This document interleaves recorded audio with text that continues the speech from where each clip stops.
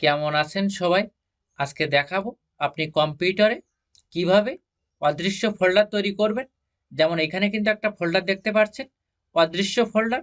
শুধুই আপনিই জানবেন এখানে একটা ফোল্ডার আছে। যেমন এখানে কিন্তু দেখতে পাচ্ছেন কিভাবে এই ফোল্ডারটা তৈরি করবেন আজকের দেখাবো।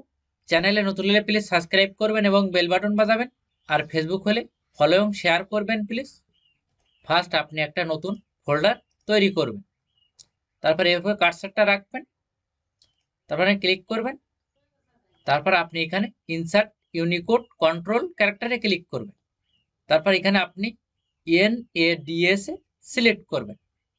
সিলেক্ট করার পর এখানে আপনি কিবোর্ডে এন্টার প্রেস করবেন। তারপর আপনি ফোল্ডারটা সিলেক্ট করবেন।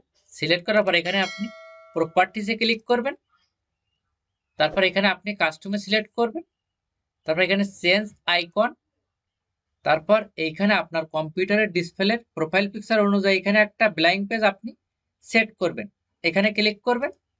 যেমন এখানে আমি এই ব্ল্যাঙ্ক পেজটা সিলেক্ট করলাম। এইখানে যদি আপনি কোনো ব্ল্যাঙ্ক পেজ না পান তখন এই ব্রাউজারে ক্লিক করবেন। আপনার গ্যালারি থেকে যে কোনো ব্ল্যাঙ্ক পেজ এখানে সেট করে এখানে আপনি ওপেনে ক্লিক করবেন। সিলেক্ট করার পর এখানে ওকে প্রেস করলাম। তারপর এখানে আমি ওকে প্রেস করলাম।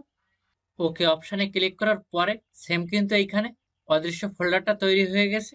এইভাবে এখানে আপনি কম্পিউটারে অদৃশ্য ফোল্ডার তৈরি করবেন। প্লিজ সাবস্ক্রাইব করবেন।